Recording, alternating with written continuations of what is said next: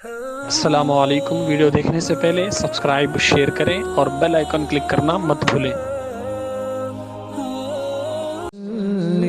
اللهم صل على سيدنا ومولانا محمد اللهم صل على سيدنا الصلاۃ والسلام علیک یا رسول اللہ صلی اللہ تعالی علیہ وسلم۔ جیسے کہ آپ حضرات کو معلوم ہے کہ ہر پیر منڈے کو ہفتہ واری اجتماع ہوتا ہے، کیونکہ لاک ڈاؤن کی وجہ سے، کرفیو کی وجہ سے آپ گھروں میں ہی رہ کر اپنے علم و عمل میں اضافہ فرمائیں۔ جو ہم نے ٹاپک سلیکٹ کیا ہے 3 ہفتوں سے، فضائل علم، یعنی علم کی فضیلت کیا ہے، اور اس کے ساتھ ساتھ کچھ چند مسائل بھی آپ کے سامنے ذکر کیے جائیں گے۔ علم عبادت سے بہتر ہے۔ حضرت عبیدہ رضی اللہ تعالیٰ عنہ سے مروی ہے کہ علم عبادت سے بہتر ہے۔ اسی طرح حضرت ابو ہریرہ رضی اللہ تعالیٰ عنہ سے روایت ہے کہ بہترین عبادت علم کا حاصل کرنا ہے۔ یہ بہت ہی جلیل القدر صحابی رسول ہیں یہ دو بھی، حضرت عبیدہ اور حضرت ابو ہریرہ رضی اللہ تعالیٰ عنہ۔ یہی حضرت ابو ہریرہ رضی اللہ تعالیٰ عنہ ہے کہ ان کے بہت سارے واقعات ہیں، جیسے کہ زیادہ تر بلیوں کو پالا کرتے تھے۔ آپ صلی اللہ علیہ وسلم نے جب دیکھا کہ آپ کے ہاتھ میں بلی ہے تو آپ نے اے ابو ہریرہ کر کے ان کو پکارا۔ اصل میں ان کا نام کچھ اور تھا، جب سے میرے آقا نے ابو ہریرہ کر کے پکارا اے بلیوں کے باپ، تو ان کا لقب یہی پڑ گیا ابو ہریرہ رضی اللہ تعالی عنہ۔ یہ فرماتے ہیں کہ بہترین عبادت علم کا حاصل کرنا ہے۔ عبادتیں تو بہت ساری ہیں، نماز ہے، روزہ ہے، حج ہے، زکوٰۃ ہے، سب بھی بہترین ہے، لیکن اگر عبادت میں علم نہیں ہے، آپ کے پاس علم کے بغیر آپ عبادت کر رہے ہیں تو تمام عبادتیں آپ کی فضول ہو سکتی ہیں۔ ہر زاویے میں، ہر عبادت میں آپ دیکھ لیں، اگر علم نہیں ہے تو کوئی بھی عبادت آپ کی قابل قبول نہیں ہوگی۔ فرائض کو بھی سمجھنا ہوگا، شرائط کو بھی سمجھنا ہوگا، سنتوں کو بھی سمجھنا ہوگا۔ بعض ہمارے عوام میں مسئلے مشہور ہوتے ہیں کہ عید کے دن صدقہ فطر یعنی نماز عید سے پہلے دینا واجب ہو جاتا، کون عام کردہ لے اسے؟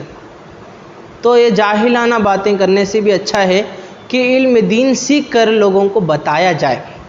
میرے پیارے آقا علیہ السلام کے پیارے دیوانوں، عبادت سے عابد کو فائدہ پہنچتا ہے اور علم سے بندگان خدا کو فائدہ پہنچتا ہے۔ علم عبادت سے بہتر ہے سے مراد نفل کاموں میں مصروف رہنے سے بہتر ہے۔ یعنی آپ فاتحہ دلا رہے ہیں، کسی بزرگ کی بارگاہ میں جا رہے ہیں، یا پھر جتنے بھی نفلی کام ہیں وہ کام آپ کر رہے ہیں، ان سے بہتر کام یہ ہوگا کہ آپ علم دین سیکھیں یا سکھائیں، یہ اس سے بہتر ہوگا۔ علم حاصل کرنے میں لگے رہیں، اس لیے کہ علم کے سبب سے انسان کو اللہ کا خوف، حلال و حرام کی تمیز پیدا ہوتی ہے، جو عبادت کی حفاظت کا سبب ہے۔ ام المؤمنین حضرت عائشہ صدیقہ رضی اللہ تعالیٰ نے فرمایا، میں نے رسول اللہ صلی اللہ علیہ وسلم کو فرماتے ہوئے سنا، علم کی زیادتی عبادت کی زیادتی سے بہتر ہے اور دین کی اصل پرہیزگاری ہے۔ علم میں جو زیادتی ہو جاتی، علم زیادہ ہمارے پاس آ گیا تو عبادت میں اتنا ہی خشوع ملے گا، اتنا ہی خضوع اور لذت ملے گی۔ میرے پیارے آقا علیہ السلام کے پیارے دیوانوں، فرائض کے بعد جتنا وقت ملے کوشش کریں کہ وہ ضائع نہ ہو، بلکہ علم حاصل کرنے میں گزاریں، کیونکہ علم کے سبب سے پرہیزگاری بھی پیدا ہوتی ہے اور عزت بھی میسر ہوتی ہے۔ آج کے دور میں وہی کامیاب ہے جس کے پاس سرمایہ علم ہے اور جو حصول علم میں مصروف ہے۔ جس کے پاس علم ہے آج اسی کی عزت ہے، جس کے پاس علم کا خزینہ ہے اسی کی آج عزت کی جاتی ہے۔ جاہلوں اور ناکاموں کی آج عزت نہیں ہے۔ اپنے وقت کی قدر کرو اور حصول علم میں مصروف رہو۔ ان کتابوں کا مطالعہ کرو جن کتابوں کو پڑھنے سے دل و دماغ روشن ہو اور ان کتابوں کے پڑھنے سے گریز کرو جن کے وجہ سے دل و دماغ تاریک ہو جائے، یعنی ایسی کتابیں پڑھی جائیں جو آپ کے دماغ کے درخچوں کو کھولے اور آپ کی فصاحت و بلاغت میں زیادہ تر فائدہ مند پہنچے۔ ایسی کتابیں بھی ہے جیسے کہ کنز الایمان کا آپ ترجمہ پڑھیں۔ کنز الایمان کا ترجمہ پڑھنے سے فائدہ یہ ہوگا کہ آپ صرف ایک آیت کا ترجمہ پڑھیں گے، آپ کو سیٹسفائیڈ ہو جائے گا کہ ہاں بھائی یہ صحیح ہے، یہ جو میں پڑھ رہا ہوں یہ صحیح ہے۔ آپ صرف انگلیاں گھماتے ہوئے 4 صفحے 4 رکوع 1 پارہ پڑھ رہے ہیں، جھوم جھوم کے پڑھ رہے ہیں، لیکن علم نہیں ملا۔ ثواب مل رہا ہے، الحمدللہ ثواب مل رہا ہے، لیکن علم نہیں ملا۔ علم سیکھنا ہے تو قرآن پڑھو لیکن ترجمے کے ساتھ، صرف دن میں 1 آیت پڑھو لیکن ترجمے کے ساتھ پڑھو، انشاءاللہ علم حاصل ہوگا اور علم میں زیادتی بھی ملے گی۔ اللہ تبارک و تعالی ہمیں کہنے سننے سے زیادہ اس پر عمل کرنے کی توفیق عطا فرمائے۔ اب آئیے مسائل کے سلسلے میں 4 باتیں سماعت کرتے ہیں۔ نماز میں شرائط بھی ہیں، فرائض بھی ہیں اور واجبات بھی ہیں۔ اب آج ہم اس کو فرائض کو شروع کرتے ہیں کہ نماز میں کون کون سی چیزیں فرض ہیں، اس کو ڈیٹیل کے ساتھ ایک ایک مسئلے کو اچھی طرح سے سمجھ کر پڑھنے کی کوشش کریں گے انشاءاللہ تبارک و تعالی۔ ایک مرتبہ درود شریف پڑھ لیجیے، اللہم صلی علی سیدنا و شفیعنا و حبیبنا مولانا محمد صلی اللہ علیہ وسلم وسلم۔ نماز کے فرائض، یعنی اگر آپ کی تمام شرطیں مکمل ہو گئی ہیں، طہارت، ستر عورت، استقبال قبلہ، نیت، وقت، تکبیر تحریمہ، اب یہ تمام درست ہیں، اب آپ نماز کے لیے کھڑے ہو گئے۔ اب یہ تکبیر تحریمہ شرائط میں بھی شمار ہوتا ہے اور فرائض میں بھی شمار ہوتا ہے۔ بعض علماء کے نزدیک یہ فرائض ہیں، بعض علماء کے نزدیک یہ شرائط میں داخل ہوتا ہے تکبیر تحریمہ، اور ہمارا موقف یہ ہے کہ جن کے بیرون نماز یعنی باہر کے افعال میں سے جو چیز آتی ہے اس کو وہ شرائط میں شمار کرتے ہیں، اور بعض علماء اس کو اندرون نماز میں شمار کرتے ہیں، اسی لیے اسے فرائض نماز کہتے ہیں۔ اب آئیے اس کو ہم فرائض بھی کہہ سکتے ہیں اور شرائط میں بھی کہہ سکتے ہیں۔ یہ وہ فرائض ہیں جو نماز کے اندر ادا کیے جانے کی وجہ سے داخل فرائض ہیں۔ ان فرائض کو ادا کیے بغیر نماز ہوگی ہی نہیں، چاہے بھولے سے ہو چاہے جان بوجھ کر ہو، چھوٹ گیا تو نماز ہوگی نہیں۔ سجدہ سہو کرنے سے بھی نماز نہ ہوگی، بلکہ از سر نو پھر سے ریپیٹ پوری نماز پڑھی نہیں ہوگی۔ فرائض کیا کیا ہیں؟ پہلا تکبیر تحریمہ، دوسرا قیام، تیسرا قرات، چوتھا رکوع، پانچواں سجدہ سجود یعنی دونوں سجدے کرنا یہ فرض ہے، چھٹا قاعدہ آخرہ، ساتواں خروج بصنعہ۔ آئیے پہلے فرائض کو ہم ڈیٹیل کے ساتھ مسئلوں کو سمجھنے کی کوشش کرتے ہیں۔ تکبیر تحریمہ حقیقتاً یہ شرائط نماز سے ہیں، مگر چونکہ افعال نماز سے اس کو بہت زیادہ اتصال ہے، اس وجہ سے اس کا شمار فرائض نماز میں بھی ہوتا ہے۔ اگر فرائض نماز میں وہ ہے تو شرائط نماز میں بھی اس کو کاؤنٹ کیا گیا ہے۔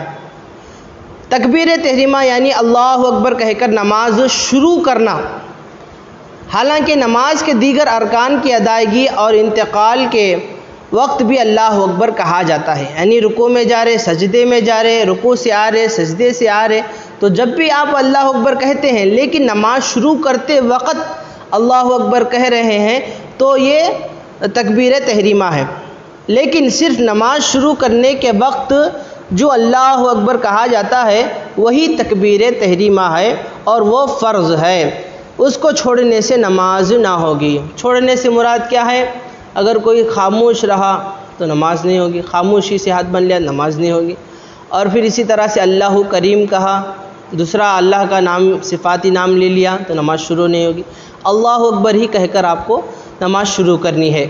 نماز کے دیگر ارکان کی ادائیگی کے وقت جو اللہ اکبر کہا جاتا ہے اسے تکبیر انتقال کہتے ہیں۔ نماز کے شروع میں جو پہلی بار اللہ اکبر کہتے ہیں اس کو چھوڑ کر جو اٹھتے ہیں بیٹھتے ہیں اس وقت جو اللہ اکبر سمیع اللہ الحمدہ جتنے بھی کہتے ہیں تکبیر انتقال کہتے ہیں۔ انتقال یعنی ایک جگہ سے دوسری جگہ کو جانا، ایک جگہ سے دوسری جگہ کو آپ جا رہے ہیں، یعنی قیام میں رکوع میں جا رہے ہیں تو اللہ اکبر کہہ کر جا رہے ہیں، یہ ہے انتقال۔ نماز کے تمام شرائط یعنی طہارت، ستر عورت، استقبال قبلہ، وقت، نیت کا تکبیر تحریمہ کہنے کے پہلے یا جانا ضروری ہے۔ یعنی تکبیر تحریمہ یہ فرائض میں سے ہے، اس کو کہنے سے پہلے یہ تمام چیزیں پوری رہنا، طہارت بھی ہونا، ستر عورت بھی ہونا، استقبال قبلہ بھی ہونا، وقت ہونا، نیت بھی ہونا، اس کے بعد آپ تکبیر تحریمہ کہیں گے۔ اگر اللہ اکبر کہہ چکا اور کوئی شرط مفقود ہے تو نماز قائم ہی نہیں ہوگی۔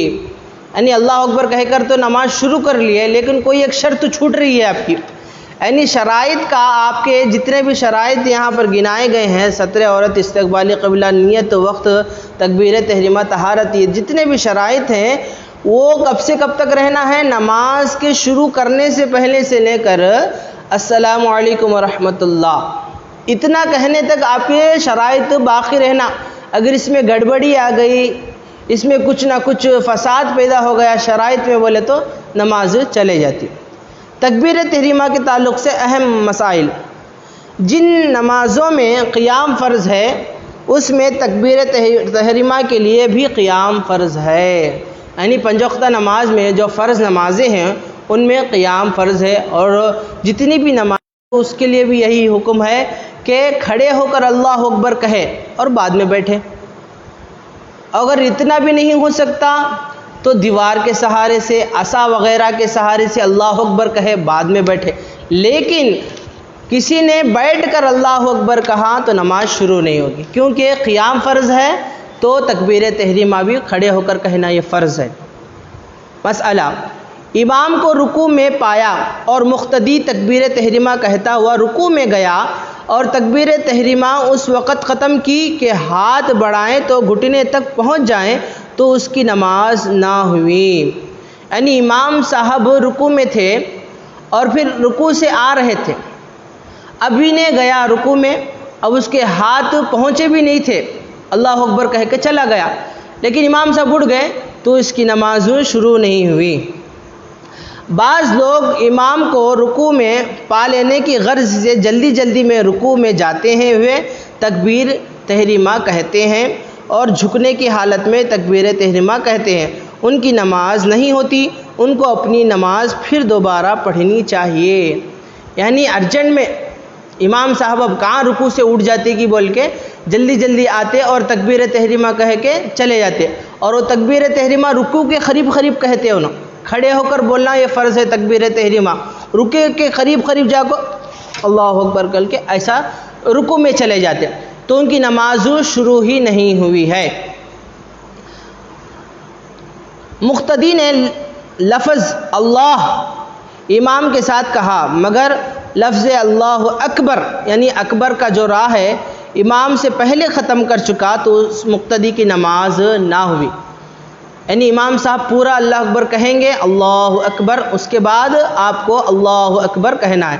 اللہ اکبر امام کے ساتھ بولے اللہ، اس کے بعد اکبر امام سے پہلے بول ڈالا تو اس مقتدی کی نماز نہیں ہوگی۔